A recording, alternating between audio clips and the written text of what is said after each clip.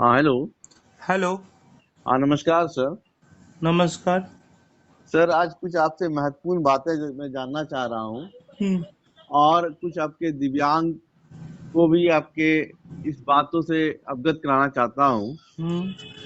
Sir, ऐसा है कि हर एक चीज में मेरिट और डिमेरिट होते हैं, हम्म। लेकिन मेरिट से और डिमेरिट के बीच में मैं कुछ आपसे डिमेरिट के बारे में ज्यादा जानकारी लेना चाहता हूँ, ताकि मेरिट तो एक मेरिट है सर, डिमेरिट से जानने से क्या होता है कि उसमें सुधार लाया जा सकता है। हम्म। तो सर, ऐसा है कि आज हमारे देश में हम्म। दिव्यांग अधिकार अधिनियम 2016 बनाया गया है, हम्म।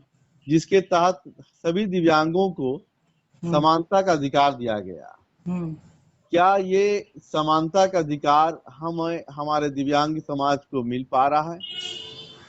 क्या सर आपके ये सिर्फ पेपर ही वर्क हो रही है, या आपकी ये धरातल पर भी है? इसकी जानकारी सर हमें दिया जाए। सारे दिव्यांग समाज इस चीज को जानने के लिए इच्छुक है सर। मैं इसमें थोड़ा आज मैं आज जो आपको जानकारी प्रदान करूंगा वो मैं समझता हूं कि यह जानकारी होना चाहिए रोजगार से रिलेटेड। और रोजगार से रिलेटेड क्यों? क्योंकि अर्थ युग में कोई भी दिव्यांग नहीं जी सकता है जब तक कि उसको पैसा न रहे। तो पैसा खैरात का पैसा नहीं। लोग जो ये कहते हैं कि हम सामाजिक सुरक्षा पेंशन के बदौलत जीते हैं, वो झूठ बोलते हैं। 400 रुपए में इस अर्थ युग में किसी का कुछ नहीं होना है। तो इसलिए हम कोई भी समाज को अगर आगे बढ़ाते हैं, स्वावलंबी बनाते हैं, आत्मनिर्भरता की ओर ले जाते हैं, तो उसके लिए सबसे पहला काम ये होना चाहिए कि उसको उसके संवैधानिक अधिकार से रोजगार कैसे प्रदान हो। आपकी भीख की रोजगार नहीं, उसके योग्यता और क्षमता का रोजगार। आज भी बहुत सारे दिव्यांग ऐसे हैं जो पढ़े लिखे हैं, एजुकेटेड हैं और लगातार कंपटीशन की तैयारी कर रहे हैं, लेकिन कहीं ना कहीं वो कंपटीशन की तैयारी तो कर रहे हैं मेरे भाई, लेकिन कहीं ना कहीं वो कंपटीशन के प्रोसेस में कहीं बाधा व्यवधान के कारण वो उससे वंचित हो जा रहे हैं। आज उसी पर चर्चा करेंगे। आइए चर्चा करते हैं रेलवे ग्रुप डी 2018 में। रेलवे दिव्यांगों के दिव्यांग अधिकार अधिनियम के साथ बहुत ही बड़ा और घिनौना कार्य कर रहा है। हम रेलवे डिपार्टमेंट से ये पूछना चाहते हैं और अपने समाज को भी जगाना चाहते हैं कि जब रेलवे कहता है कि हम सेंट्रल का दाहिना हाथ है, रेलवे कहता है कि हमको रोटेट जो होता है, या फिर उसके पॉलिसी में है कि सेंट्रल गवर्नमेंट करेगा, पीएमओ करेगा, राष्ट्रपति करेगा, तो और उसका एग्जाम भी सेंट्रलाइज होता है, राज्य की भूमिका नहीं होती है, तो उसका रिजल्ट जब आता है तो वो जोनल स्तर पर क्यों आता है? मैं इसलिए यह बात बोल रहा हूं कि आप देखिए, आप ही का उदाहरण ले रहे हैं। अगर सरवर अली है और सरवर अली एग्जाम में बैठा, मान लीजिए कि वह सिकंदराबाद, अहमदाबाद किसी जोन से है, तो जोन से है तो उसके जोन में जो हाईएस्ट लेवल का होगा उसके आधार पर उसका सिलेक्शन होगा या फिर उसको हटाया जाएगा। अब बता दीजिए, किसी जोन में 30 नंबर पर आदमी आज नौकरी कर रहा है और किसी जोन में 70 80 नंबर ला कर भी लोग अपने नौकरी से वंचित हो रहे हैं। तो एक तरफ तो आप कहते हैं कि हम सेंट्रलाइज है, और दूसरी तरफ जोन में बांटते हैं। एक तरफ कहते हैं कि राज्य हमारे कार्य में हस्तक्षेप नहीं करेगा, और दूसरी तरफ आप उसी कार्य को जब फाइनल रूप देना होता है तो कहते हैं कि इसका डिसीजन रेलवे बोर्ड करेगा, दिल्ली रेलवे बोर्ड, फंसते हैं तो। और जब लड़के की नियुक्ति करना होता है तो आप जोन पर क्यों खेपते हैं? आप अगर सेंट्रलाइज है तो आपका रिजल्ट भी सेंट्रलाइज हो, आपका सारा कुछ सेंट्रलाइज हो, ताकि दिव्यांगों के साथ जो समानता का अधिकार है, सभी को एक कट ऑफ मार्क्स पे लिया जाए, किसी को 30 नंबर पे योग्य नहीं बनाया जाए और किसी को 30 नंबर पे अयोग्य नहीं बनाया जाए। दूसरा जो बात आपने जो कहते हैं, हमेशा कहते हैं कि आपका जो क्वेश्चन सेट करने के लिए व्यक्ति बैठा हुआ है, क्वेश्चन सेट करने के लिए व्यक्ति बैठा हुआ है ना, जो सेट करता है, तो एक बार में वो कुछ और क्वेश्चन दे दे, दूसरे बार में वो कुछ और क्वेश्चन दे दे। जैसे ग्रुप डी का लेवल का एग्जाम है, ठीक है, तो आपको भी पता है जिस लेवल का एग्जाम होता है उस तरीके का क्वेश्चन पूछा जाता है। इसके लिए बजाबते आपने पैनल गठित किया है जो क्वेश्चन को सेट करेगा, और प्रथम पाली में, द्वितीय पाली में, तृतीय पाली में वो देगा।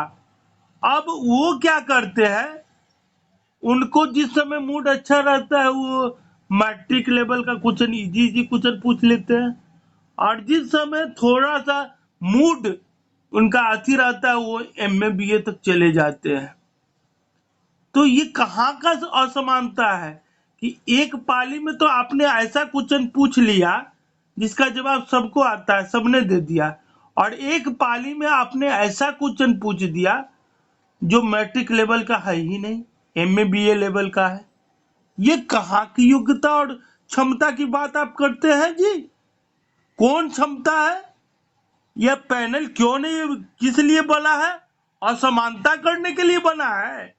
पैनल को इसीलिए ना बैठाया गया है कि एक पाली में अगर आप मैट्रिक लेवल का क्वेश्चन पूछते हैं तो दूसरे पाली में भी आप matric inter group D level का क्वेश्चन करेंगे।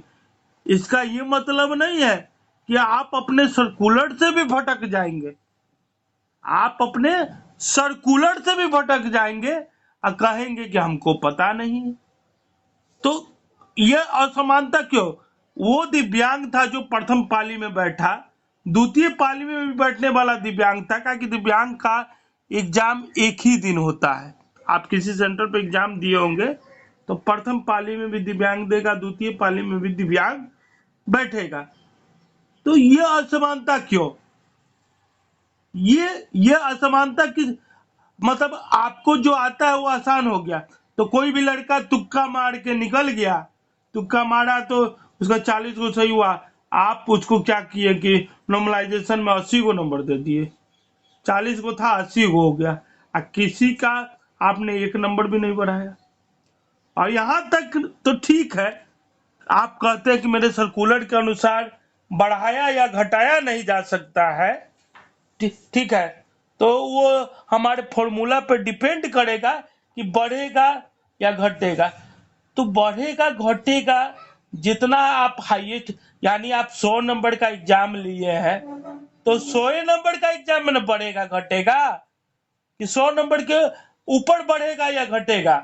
सब लड़का ध्यान से सुने, अगर जिसको भी इसको सुनना है बारीकी ढंग से सुने, काहे कि हमारा उद्देश्य समाज को जगाना है, और अंतिम तक सुने। आप जितना हाईएस्ट यानी 100 नंबर पे लिए हैं, एक आंकड़ा हमने तय कर दिया 100 नंबर, तो 100 नंबर पे लीजिएगा ना।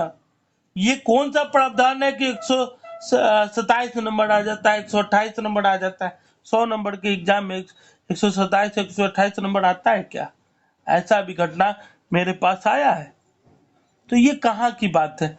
दूसरा कि जो आपने फॉर्मूला सेट किया है नॉर्मलाइजेशन का, उससे बढ़ सकता है, जितना नंबर लाए हैं उससे बढ़ सकता है या बराबर रह सकता है, घट नहीं सकता है। लेकिन आपके फॉर्मूला में घट भी रहा है। जो आपका फॉर्मूला साफ साफ कहता है कि बढ़ सकता है, बराबर रह सकता है, लेकिन घट नहीं सकता है, ये घट भी रहा है। ये कौन सा प्रोसेस आप कर रहे हैं जी? ये कौन सा प्रोसेस हो रहा है? इसमें दिव्यांगों का कितना हित होगा? कौन सा समानता का अधिकार हो रहा है? दिव्यांग अधिकार अधिनियम को आप धज्जी उड़ा रहे हैं। अब आइए रोस्टर नियम पे। रोस्टर नियम पॉइंट 9 के 10 में ये कहा जाता है, अगर कोई सीट है और आज 4 साल या 5 साल बीतने को, ग्रुप डी 2018 19 पर भी हम आएंगे, लेकिन 4 सालों में ये कहता है, 9वां पॉइंट कहता है कि अगर कोई दिव्यांग किसी श्रेणी में अधिक है और दूसरे श्रेणी में कम है, तो वो सीट जो है वो श्रेणी को चला जाएगा और उस सीट पर दूसरे दिव्यांगों को मौका मिलेगा। आज तक आपने इस रोस्टर नियम का पालन किया है क्या? तो दिव्यांग अधिकार अधिनियम आपके हाथ की कठपुतली है क्या? और कठपुतली अधिकार अधिनियम को नहीं बना रहे हैं। एक मासूम, एक निर्बल, एक निस्सहाय दिव्यांग को बना रहे हैं, जो पढ़ाई को आत्मसात करके अपने जीवन को आत्मनिर्भर बनाना चाहता है, उससे आप बना रहे हैं। ये कौन समानता का अधिकार का पालन कर रहे हैं? किस समानता का अधिकार का बात आप करते हैं जी? और आपकी विडंबना यही खत्म नहीं हो जाती है।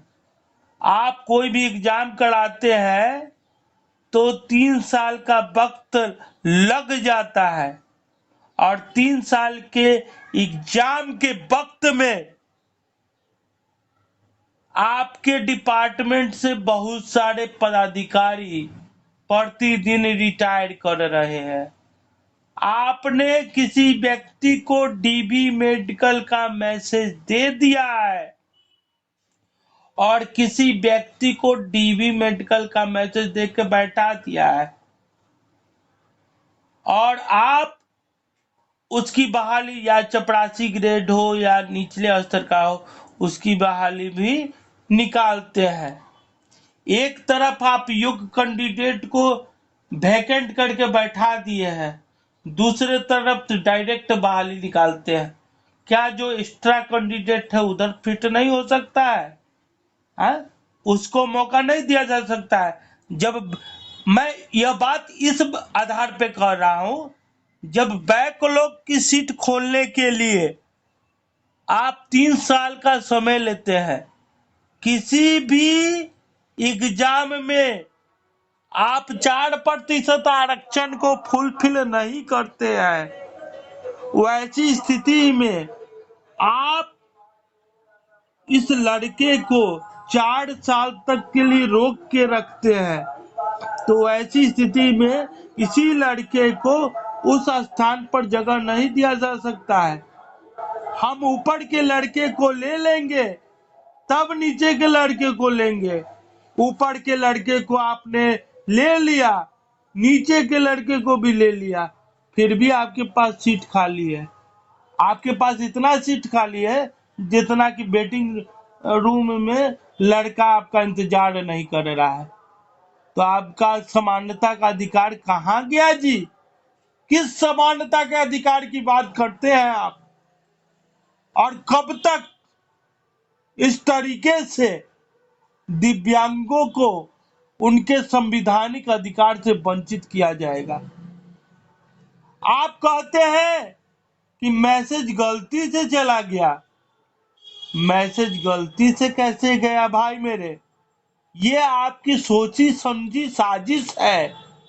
आप कहते हैं कि 28 नंबर पे व्यक्ति क्वालिफाइड है और उसके बाद आपका नोटिफिकेशन आता है, आपको डर सताता है कि ये लंगड़ाते लंगड़ाते कहीं कोर्ट न पहुंच जाए, ये मेंटली दिव्यांग कहीं कोर्ट न पहुंच जाए, ये आंख से अंधा दिव्यांग दीवाल का सहारा लेते हुए या गूंगा और बहरा दिव्यांग कहीं कोर्ट न पहुंच जाए, तो कहीं हम फंस न जाए, क्योंकि हमने क्वालिफाइड मार्क्स 28 नंबर डाला है और 28 नंबर डाल के हमने कह दिया है कि ये लड़के अब योग्य हैं इस पोस्ट के लिए, तो आप मैसेज देते हैं।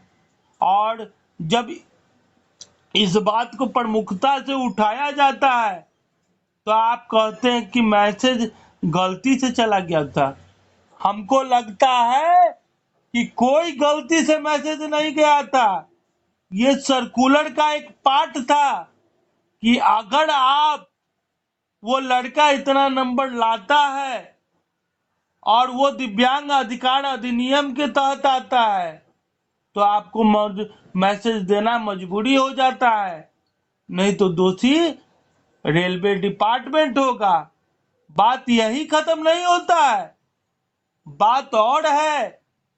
बात हम आपको बताना चाहेंगे कि आप कहते हैं कि 25% दिव्यांगों को हम ज्यादा लेंगे क्योंकि मेरे सर्कुलर में है और ये एक्स्ट्रा कैंडिडेट है, तो एक्स्ट्रा कैंडिडेट है तो ये क्यों नहीं लिखा हुआ था? उस एक्स्ट्रा कैंडिडेट के अथी में आप सब चीज डिफाइन करते हैं, यहाँ तक कि दिव्यांग का सर्टिफिकेट पुनः बनवाते हैं, मेडिकल बोर्ड अपना बैठाते हैं, उसका दिव्यांग प्रमाण पत्र होते हुए भी दिव्यांग प्रमाण पत्र को नहीं मानते हैं जब तक कि आपका मेडिकल बोर्ड उसको डिफाइंड न कर दे। तो आप मैसेज देने में इतना बड़ा चूक क्यों कर किए कि आपने नहीं लिखा कि you have a extra candidate in this document verification. तो एक तरफ से आप सभी गलती करते रहेंगे, एक मासूम और दिव्यांग और लाचार को मारते रहेंगे और कहेंगे कि हम पाक साफ है। तो पाक साफ बोलने से पाक साफ नहीं होता है, पाक साफ वाला नियत रखने से पाक साफ होता है। आप एक तरफ लो विजन वाले लड़के को फॉर्म भरते समय अलग अलग फॉर्म भरवाते हैं, अलग अलग प्रोसेस करते हैं, और जब उसका डीवी मेडिकल करवा लेते हैं, जब उसको कह देते कि ज्वाइनिंग आ गया और उसके बाद कहते हैं कि अनक्वालिफाइड है, जब वो लड़का पूछता है कि हम अनक्वालिफाइड कैसे हैं, आप तो कहते कि ज्वाइनिंग लेटर आएगा, तो ज्वाइनिंग लेटर क्यों नहीं आया ये बताइए। तब कहते हैं कि आप मार्क्स से नीचे थे, तो किसी बच्चे को आप डीवी मेडिकल करवा कर यूं ही रोड पर भटकने के लिए छोड़ दिए, तो इसके लिए जिम्मेवार कौन है? वो मासूम दिव्यांग है जो अपने लाचारी विवशता सबके बाद भी इतना पढ़ाई किया, आपके सारे योग्यता और क्षमताओं को पास किया, आपके सारे क्राइटेरिया को पास किया, और आप उसे कहते हैं कि जाओ ज्वाइनिंग लेटर आएगा, और जिस दिन वो ज्वाइनिंग लेटर का इंतजार करते रहता है उस दिन कहते हैं कि आपका रिजाइनिंग मतलब आप योग्य नहीं है। तो इसके लिए तो डिपार्टमेंट दोषी है, डीवी मेडिकल करवा कर छाट देना। और ये जब बहुत कोर्ट पूछता है तब आप कहते हैं कि कोर्ट के ऑर्डर के अनुसार, तो कोर्ट का ऑर्डर आपके पास आया था 18 तारीख को, आपने डीवी मेडिकल करवाया 23 तारीख को, इसके लिए दोषी कौन है? वो मासूम दिव्यांग है कि डिपार्टमेंट है? तो डिपार्टमेंट जब डीबी मेडिकल करवा कर दोषी है तो नौकरी भी वही देगा, नौकरी भी वही देगा और उसको देना होगा। और सबसे लास्ट बात, आप कहते हैं कि माई एग्री पत्र मैंने साइन करवा लिया है ना,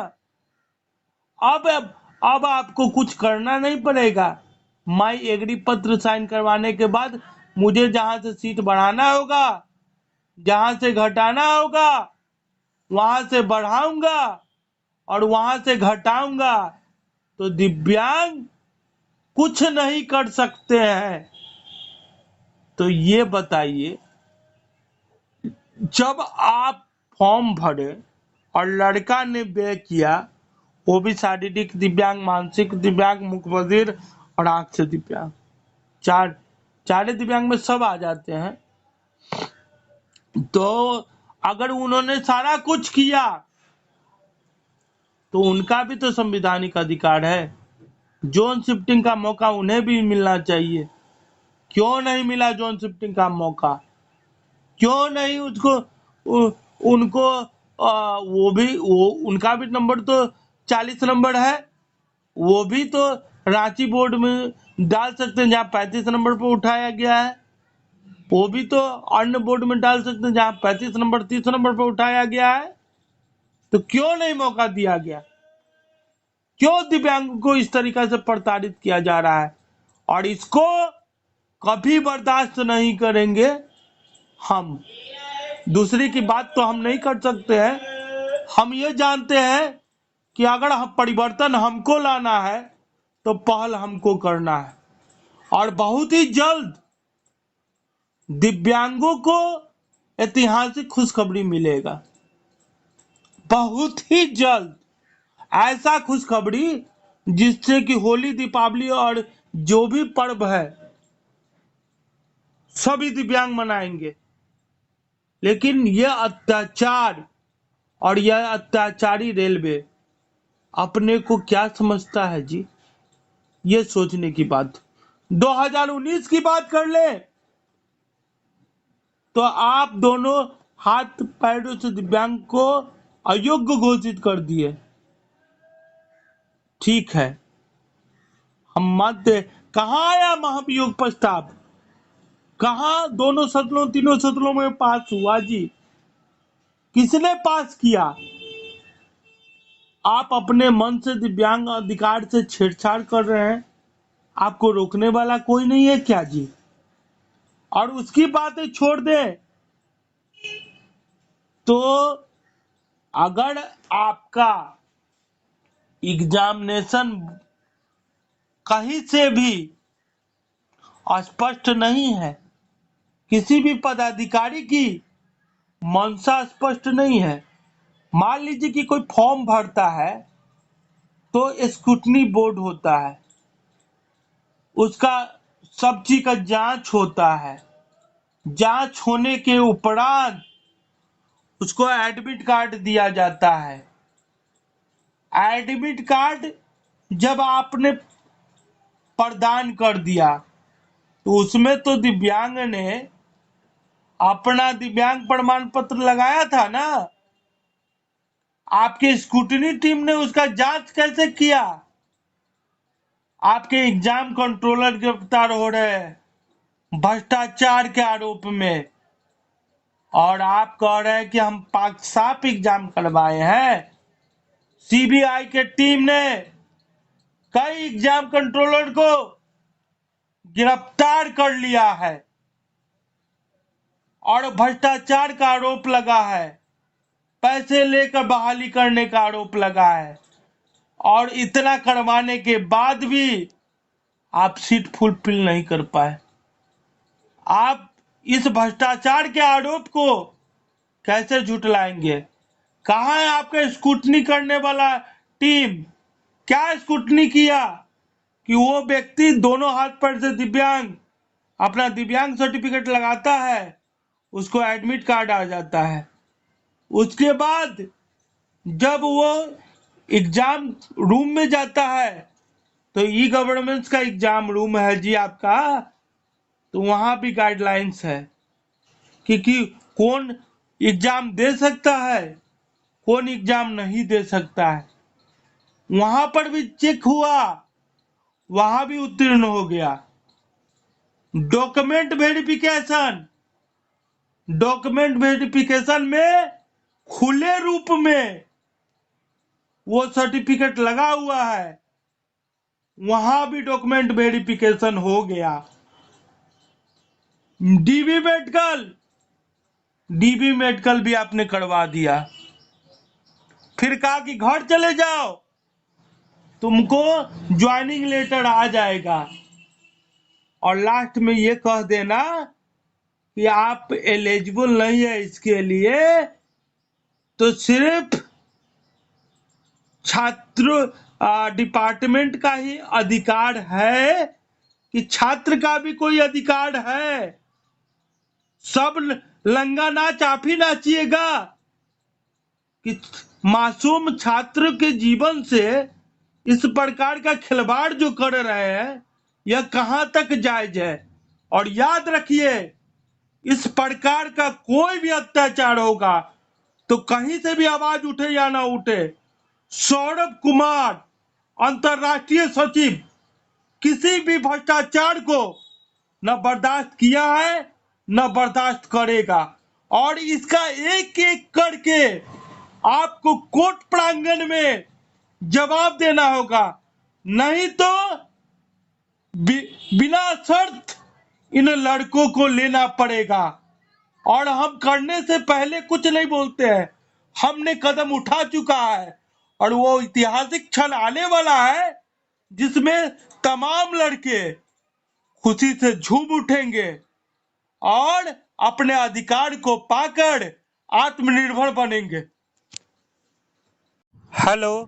हाँ हेलो, नमस्कार हाँ, सर। बता। सर, हम थोड़ा आरक्षण के बारे में, दिव्यांग को जो आरक्षण मिलता है उस पर थोड़ा चर्चा करना चाहेंगे।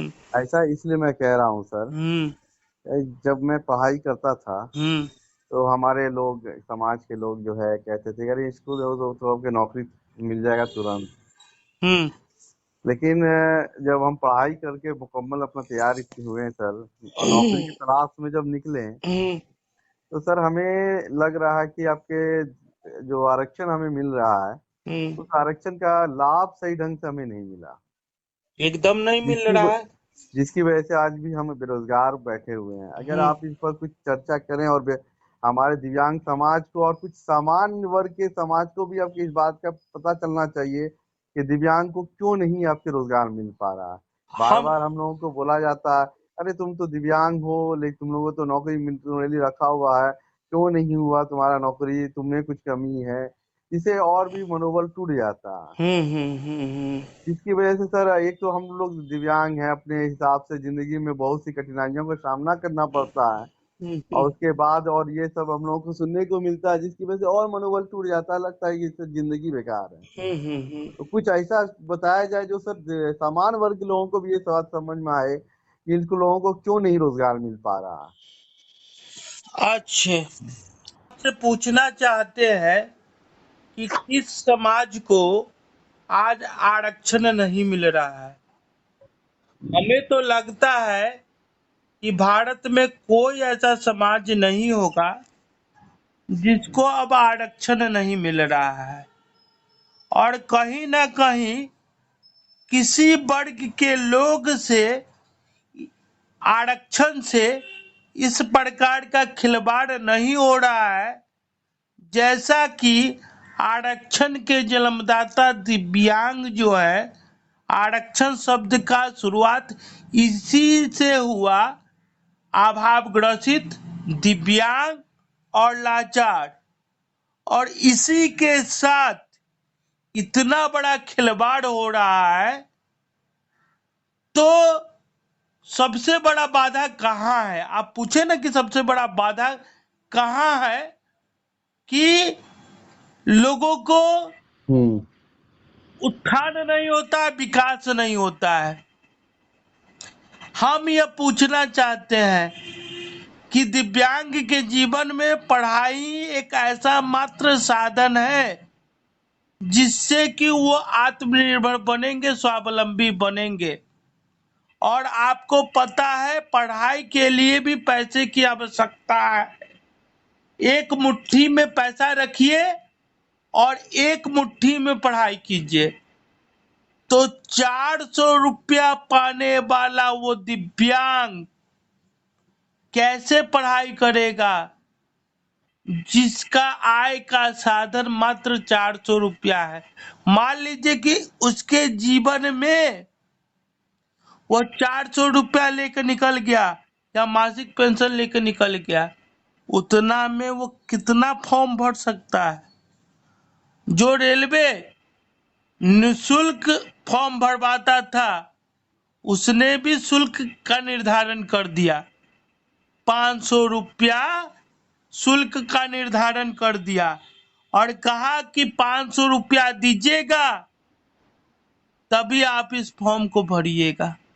अब 400 रुपया आपका मासिक पेंशन है बिहार में और 500 रुपया आपको देना पड़ रहा है, 100 रुपया आपको कर्ज लेके देना पड़ रहा है। तो आप कितना फॉर्म भर दीजिएगा। दूसरा कि एक डोरमेट्रिक सिस्टम होता है जो प्रत्येक रेलवे स्टेशन पर उपलब्ध होना चाहिए। डोरमेट्री सिस्टम क्या है, जिसमें अगर कोई भी व्यक्ति ट्रेन से सफर कर रहा है, ठीक है, तो ट्रेन से सफर करने के बाद वो उतरेगा, वहां अपना लॉकर में सारा कुछ देगा। रिटायर्ड रूम के बगल में होता है, रिटायर्ड रूम में ही होता है। कोई भी स्टूडेंट, दिव्यांग हो, समान हो, कोई भी स्टूडेंट हो, वो वहां जाकर डोरमेट्री सिस्टम का, जैसे 80 रुपया या 100 रुपया या 200 रुपया या 600 रुपया में होटल नहीं मिलता है, उसी प्रकार से डोरमेट्री सिस्टम के अनुसार सुविधा मिलता है। लेकिन ये कितने रेलवे स्टेशनों पर उपलब्ध है, कितने स्टूडेंट को मिलता है जी, किसको मिला है? हमको तो सुनने में आया है कि 2 साल से पटना जंक्शन के ऊपर, ये नहीं लोग समझे कि मैं पटना का नाम ले रहा हूं तो सिर्फ बिहार की बातें कर रहा हूं, मैं पूरे भारत के लिए हूं। और यही व्यवस्था आप सर्वे कर लीजिए, मेरा लड़का जम्मू कश्मीर तक है, कन्याकुमारी तक है, पांडिचेरी तक है, वहां भी यही सुविधा और यही खामी होगा अधिकतर, क्योंकि वोटिंग होता है तो अधिकतर जगह का। तो हम दिव्यांगता से थोड़ा हट भी जाते हैं, फिर भी यह पाते हैं कि जो सुविधा स्टूडेंट के लिए बहाल किया गया था वो सुविधा नहीं है। वहां पर सुनने में आया है कि चूहे का आतंक है। वहां पर सुनने में आता है कि 80% छात्रों को तो ये पता ही नहीं है कि ये सुविधा है। प्लेटफॉर्म नंबर 1 पे ऊपर में रिटायर्ड रूम में ये सुविधा होता है। किसी का चार्जर कट जाता है तो किसी का बेगे लेके भाग जाता है, इतना मोटा मोटा चूहा है। सोफा सेट कटा हुआ है, अति कटा हुआ है, कोई लेने जाता है तो कहता है कि बंद है, अभी ये सुविधा बहाल नहीं किया गया है। जब तक आप पावरफुल नहीं रहेंगे तब तक सही मायने में वो पदाधिकारी भी जवाब नहीं देगा। तो सुविधा खाली कागजों पर बन के रखने के लिए नहीं ना बना है। अब हम आते हैं पानी में। वो रेलवे की आप बात कर रहे हैं जहां पानी और खाना और चिकित्सा में भी घोटाला है, तो आप एग्जाम की बात क्या करते हैं जी? कहा जाता है कि रेस्टोरेंट में पानी अगर लिया जाता है, सुप्रीम कोर्ट ने कहा पानी का अगर पैसा लिया जाता है तो ये जायज है। क्यों जायज है? क्योंकि वहां पर एसी का सुविधा दिया जाता है, वहां पे बैठने का सुविधा दिया जाता है और ऐशो आराम दिया जाता है। वहां पर लेना जायज है, वहां पर ले सकता है। लेकिन रेलवे स्टेशन पर आरओ का एक ये लगा के, मशीन लगा के 15-15 रुपया आरओ का पानी में आपको लिया जा रहा है। ये कहां तक जायज है? रेलवे कहता है कि अगर लड़के को या छात्रों को बिल नहीं दिया जाता है तो उसका पेमेंट नहीं कीजिए। अगर सील नहीं दिखता है, रेलवे का मोहर नहीं दिखता है, तो पेमेंट नहीं कीजिए। तो ये आरओ का जो बोतल में पानी भर के देता है, न इसमें बिल रहता है, न इसमें पेमेंट रहता है, और न ही आप किसी प्रकार का सुविधा देते हैं बैठने का, एसी का, यातायात का। तो आप पानी का पैसा एक आरओ का मशीन लगा कर कैसे ले सकते हैं? कैसे सरकारी पैसे से अपना पॉकेट गरम कर सकते हैं? इसका जवाब दिया जाए। और यहाँ पर संवैधानिक व्यवस्था नाम की कोई चीज है भी कि संविधान मर चुका है? इसका जवाब दिया जाए। समझ में आ रही है आपको? जी सर, बात तो आपकी समझ में आ गई।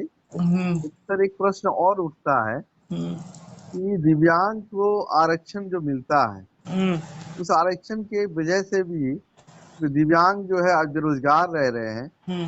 ये हॉरिजॉन्टल और वर्टिकल का जो क्या क्राइटेरिया है, इसको जरा एक्सप्लेन किया जाए ताकि सारे दिव्यांग समाज को भी और कुछ समान वर्ग के भी समाज को भी इस बात को समझ सकें।